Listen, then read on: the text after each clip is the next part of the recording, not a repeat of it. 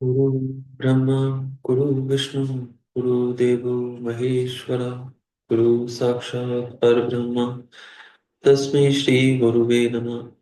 त्वमेव माता च पिता त्वमेव त्वमेव बन्धु च सखा त्वमेव त्वमेव विद्या द्रविणं त्वमेव त्वमेव सर्वं मम देव देव। सारी।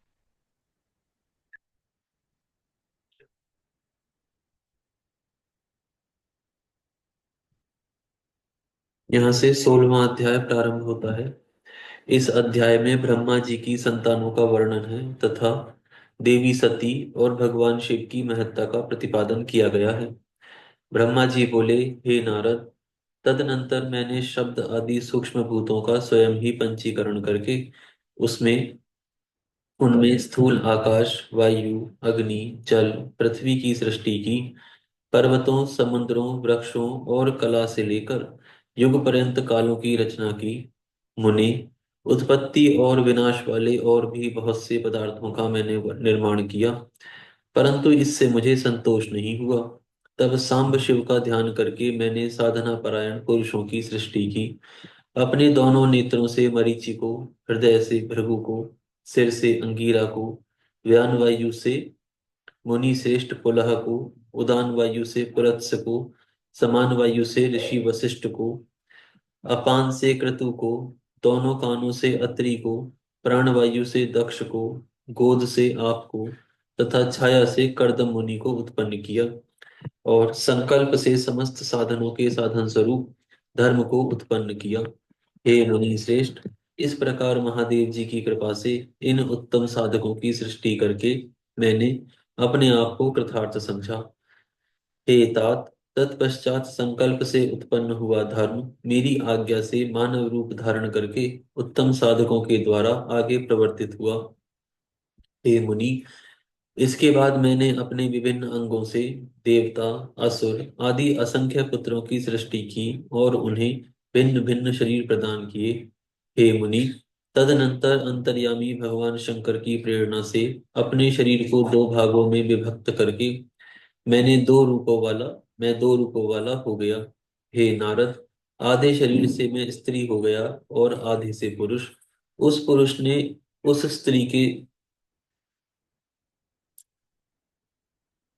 के साथ मिलकर एक जोड़े को उत्पन्न किया।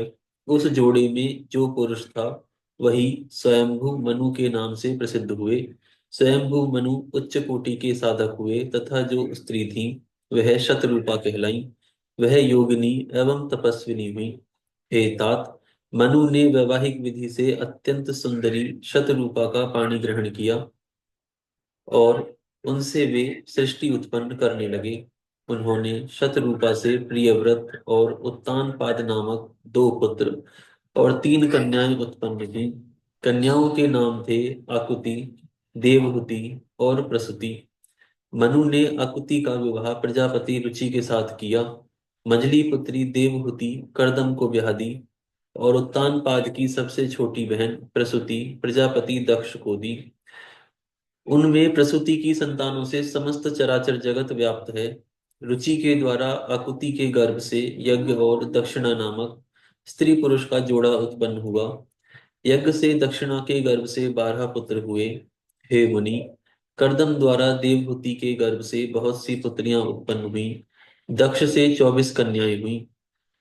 दक्ष ने उनमें से श्रद्धा आदि 13 कन्याओं का विवाह धर्म के साथ कर दिया। हे मुनीश्वर, धर्म की उन पत्नियों के नाम सुनिए। श्रद्धा, लक्ष्मी, धृति, तुष्टि, पुष्टि, मेधा, क्रिया, बुद्धि, लज्जा, वसु, शांति, सिद्धि और कीर्ति, ये सब 13 हैं। इनसे छोटी शेष 11 सुंदर नेत्रों वाली कन्याएं ख्याति, सतपथा, संभूति, स्मृति, प्रीति, क्षमा, सन्नति, अनसुईया, ऊर्जा, स्वाहा तथा स्वाधा थी।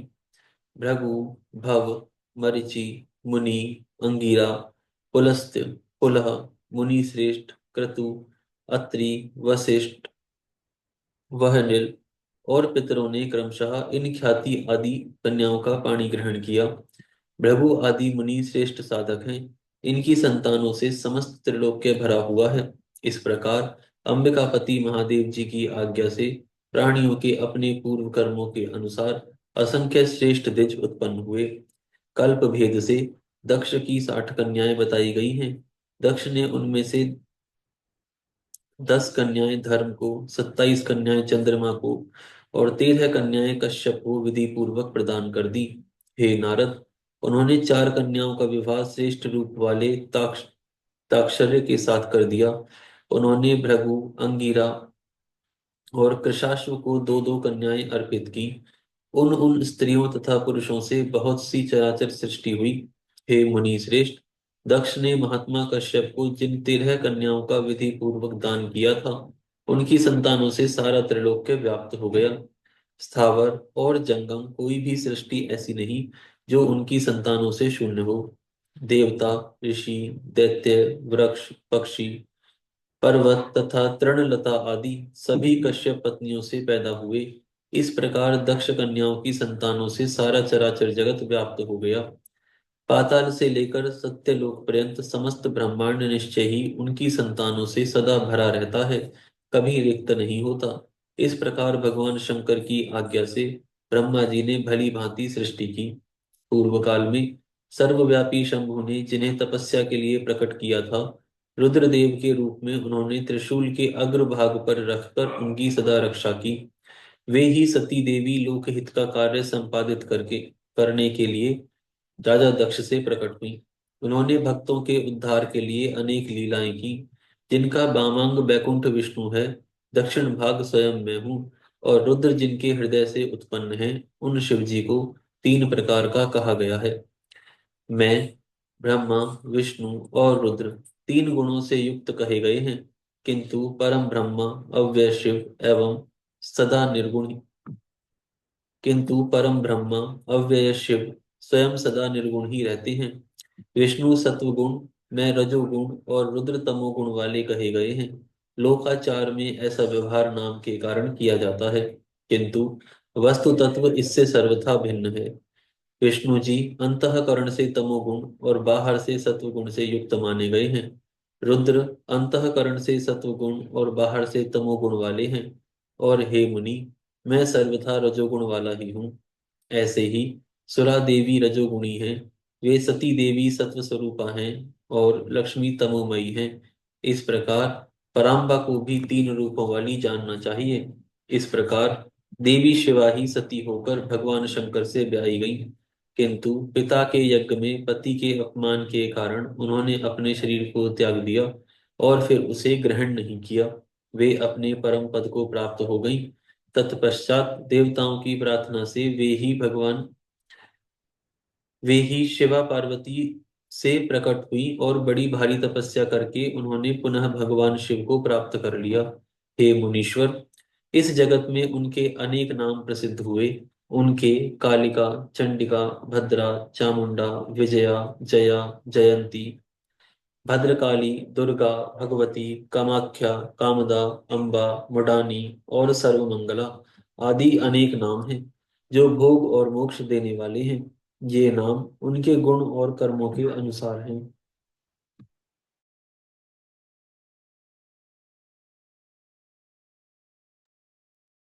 इनमें भी पार्वती नाम प्रधान है। इस प्रकार गुणमयी तीनों देवियों और गुणमयी तीनों देवताओं ने मिलकर सृष्टि के उत्तम कार्य को निष्पन्न किया। मुनि श्रेष्ठ, इस प्रकार मैंने आपसे सृष्टि क्रम का वर्णन किया। ब्रह्मांड का यह सारा भाग भगवान शिव की आज्ञा से मेरे द्वारा रचा गया है। भगवान शिव को परम ब्रह्म कहा गया है। मैं विष्णु और रुद्र ये 3 देवता गुण भेद से उन्हीं के रूप हैं। निर्गुण तथा सद्गुण रूप वाले वे स्वतंत्र परमात्मा मनोरम शिवलोक में शिवा के साथ स्वच्छंद विहार करते हैं। उनके पूर्ण अवतार रुद्र ही साक्षात शिव कहे गए हैं। उन्हीं पंचमुख शिव ने कैलाश पर अपना रमणीक भवन बना रखा है। प्रलय काल में ब्रह्मांड का नाश होने पर भी उसका नाश कभी नहीं होता। यहाँ पर यह अध्याय समाप्त होता है। यहाँ से नया अध्याय प्रारंभ करते हैं। 17वां अध्याय प्रारंभ होता है। इस अध्याय में यज्ञदत्त के पुत्र गुणनिधि का चरित्र का वर्णन किया गया है। सूत जी बोले, हे मुनीश्वरों, ब्रह्मा जी की यह बात सुनकर।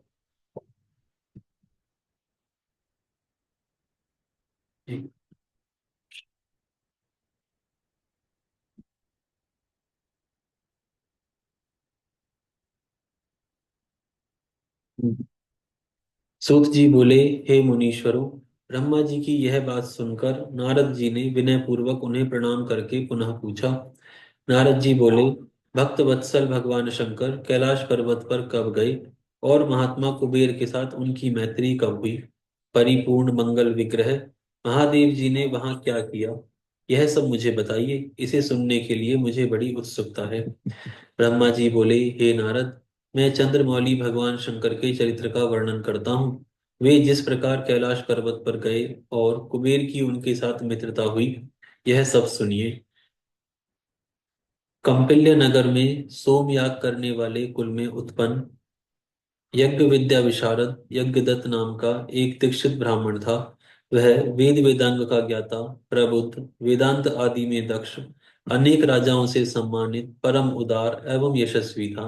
वह अग्निहोत्र आदि कर्मों में सदैव संलग्न रहने वाला, वेदाध्ययन परायण, सुंदर, रमणीय अंगों वाला तथा चंद्रबिंब के समान आकृति वाला था। इस दीक्षित ब्राह्मण के गुणनिधि नामक एक पुत्र था। उपनयन संस्कार हो जाने के बाद उसने 8 विद्याओं का भली भांति अध्ययन किया, किंतु पिता के अनजान में वह द्युत कर्म में प्रवृत्त हो गया। उसने अपनी माता के पास से बहुत सा धन लेकर ज्वारियों को सौंप दिया और उनसे मित्रता कर ली। वह ब्राह्मण के लिए अपेक्षित आचार विचार से रहित, संध्या स्नान आदि कर्मों से परांगमुख, वेद शास्त्र आदि का निंदक, देवताओं और ब्राह्मणों का अपमान करने वाला और स्मार्ताचार विचार से रहित होकर गाने बजाने में आनंद लेने लगा। उसने नटों, पाखंडियों तथा भांडों से प्रेम संबंध स्थापित कर लिया। माता के द्वारा प्रेरित किए जाने पर भी वह पिता के समीप कभी भी नहीं गया। घर के अन्य कर्मों में व्यस्त वह दीक्षित ब्राह्मण जब जब अपनी दीक्षित पत्नी से पूछता कि हे कल्याणी, घर में मुझे पुत्र गुण निधि नहीं दिखाई पड़ रहा, तो वह क्या कर रहा है? वह तब तब यही कहती कि वह इस समय स्नान करके तथा देवताओं की पूजा करके बाहर गया है। अभी तक पढ़कर वह अपने 2-3 मित्रों के साथ पढ़ने के लिए गया हुआ है। इस प्रकार उस गुण निधि की एक पुत्रा माता सदैव दीक्षित को धोखा देती रही। वह दीक्षित ब्राह्मण उस पुत्र के कर्म और आचरण को कुछ भी नहीं जान पाता। 16वें वर्ष में उसने उसके केशांत कर्म आदि सब संस्कार भी कर दिए। इसके पश्चात एक दीक्षित यज्ञदत्त ने गुह्य सूत्र में कहे गए विधान के अनुसार अपने उस पुत्र का पाणी ग्रहण संस्कार भी कर दिया। हे नारद, स्नेह से आद्र आर्द्र हृदय वाली उसकी माता पास में बैठकर मृदु भाषा में उस पुत्र गुणनिधि को प्रतिदिन समझाती थी कि हे पुत्र, तुम्हारे महात्मा पिता अत्यंत क्रोधी स्वभाव वाले हैं।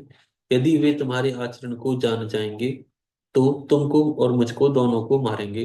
तुम्हारे पिता के सामने मैं तुम्हारे इस बुराई को नित्य छिपा देती हूँ। तुम्हारे पिता की समाज में प्रतिष्ठा सदाचार से ही है, धन से नहीं। हे पुत्र, ब्राह्मणों का धन तो उत्तम विद्या और सज्जनों का संसर्ग है। तुम प्रसन्न मन होकर अपनी रुचि उनमें क्यों नहीं लगा रहे हो? आज यहाँ विराम करते हैं, फिर कल से प्रारंभ करेंगे। हरिओम।